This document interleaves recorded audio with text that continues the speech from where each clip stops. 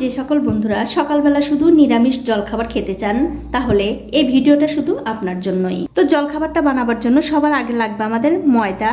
এখানে আমি 1 বাটি ময়দা নিচ্ছি, আপনারা চাইলে কিন্তু আটাও নিতে পারেন। এখন আমি এর মধ্যে দিয়ে দিচ্ছি স্বাদ মতো নুন আর দিয়ে দিচ্ছি 2 চামচ সাদা তেল। এবারে তেল আর নুনটা এই ময়দার সঙ্গে খুব ভালো করে মিশিয়ে নিতে হবে। দেখুন সবকিছু ময়দার সঙ্গে কিন্তু খুব ভালো করে মিশিয়ে নিয়েছি। এখন আমি এর মধ্যে অল্প অল্প করে জল দিয়ে খুব সুন্দর করে এই ময়দাটা মাখিয়ে নেব। দেখুন ময়দা কিন্তু খুব ভালো করে মাখানো হয়ে গেছে। এখন একটা ঢাকা দিয়ে 10 মিনিটের জন্য রেখে দেব।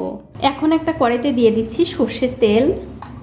যখন দেখবেন তেলটা একটু ভালো করে গরম হয়ে গেছে তখন এর মধ্যে দিতে হবে একটু গোটা জিরা আর দিয়ে দিচ্ছি 1 চামচ আদা বাটা। ঝালের জন্য দিয়ে দিচ্ছি 2-3টে কাঁচা লঙ্কা আর সাথে দিয়ে দিচ্ছি সামান্য একটু নুন। এবারে গ্যাসের ফ্লেমটা একদম লোতে রেখে আদা, কাঁচা লঙ্কা আর এই জিরাটা একটু ভালো করে ভেজে নিতে হবে। দেখুন সব কিছু কিন্তু খুব ভালো করে ভেজে নিয়েছি।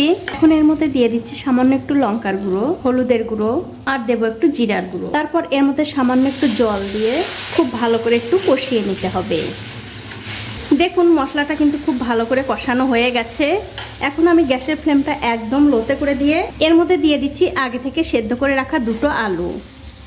এবারে এই মশলার সঙ্গে আলুটা খুব ভালো করে 2 থেকে 3 মিনিট রান্না করে নিতে হবে।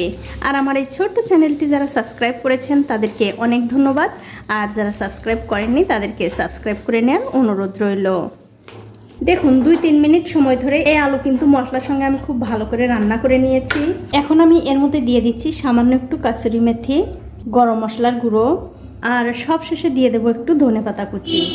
তারপর আবারও সব কিছু মিশিয়ে খুব ভালো করে রান্না করে নিতে হবে।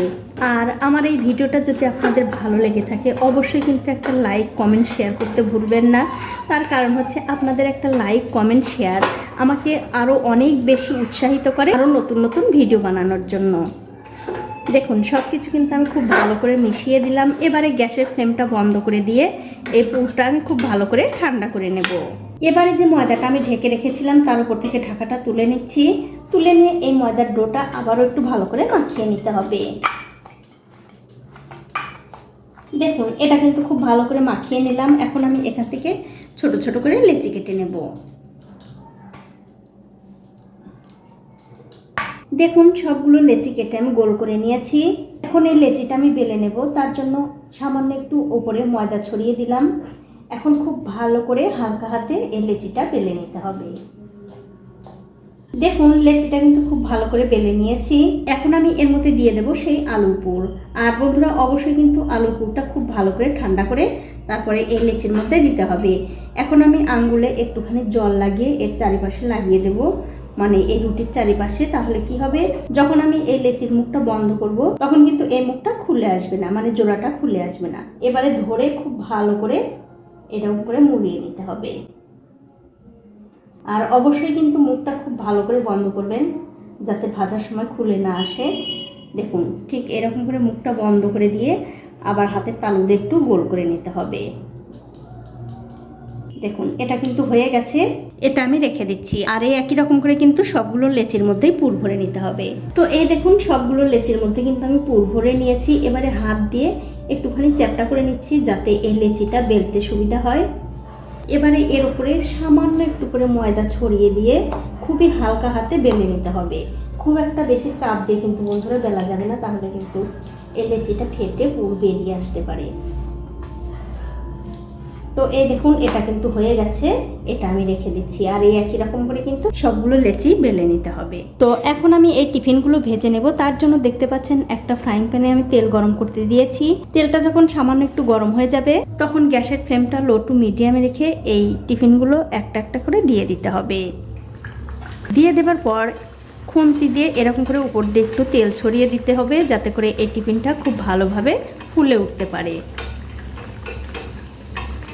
আর এরকম করে তেল ছড়িয়ে দিলে দেখবেন আস্তে আস্তে এটা কিন্তু ফুলে উঠবে। দেখুন এটা কিন্তু আস্তে আস্তে কত সুন্দরভাবে ফুলে উঠছে। আর বন্ধুরা আপনারা কিন্তু অবশ্যই বাড়িতে একদিন হলেও বানিয়ে খেয়ে দেখতে পারেন। খেতে কিন্তু ভীষণ ভালো হয়। কিছুক্ষণ পর যখন দেখবেন একদিকটা লাল হতে শুরু করেছে তখন অন্য দিকটা উল্টে দিতে হবে।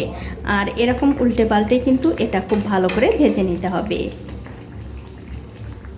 দেখুন উল্টে দিয়ে আমি ওপর দিয়ে আরও একটু তেল ছড়িয়ে দিচ্ছি, আর দেখুন কত সুন্দরভাবে এটা কিন্তু বলের মতো ফুলে উঠছে। দেখুন কত সুন্দরভাবে ফুলে উঠেছে। আর এরকম করে উল্টে পাল্টে আরও কিছুক্ষণ ভেজে নিতে হবে, যাতে খেতে আরও বেশি ভালো লাগে।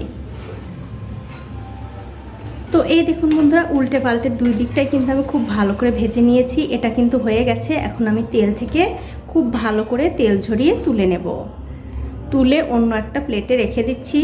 আর এই একই রকম করে কিন্তু সবগুলোই ভেজে নিতে হবে। তো এই দেখুন বন্ধুরা, এক এক করে কিন্তু আমি সবগুলোই ভেজে নিয়েছি। আর এখন আপনাদের একটা ছিঁড়েও দেখাচ্ছি কতটা সুন্দর হয়েছে। দেখুন খেতে কিন্তু দুর্দান্ত হয়, আর এগুলো খেতে কিন্তু কিছুই লাগে না, আপনারা শুধু মুখেই খেতে পারবেন। তো বন্ধুরা, আমার আজকের এই ভিডিওটা আপনাদের কেমন লেগেছে? যদি ভালো লেগেই থাকে অবশ্যই একটা লাইক, কমেন্ট আর শেয়ার করতে ভুলবেন না।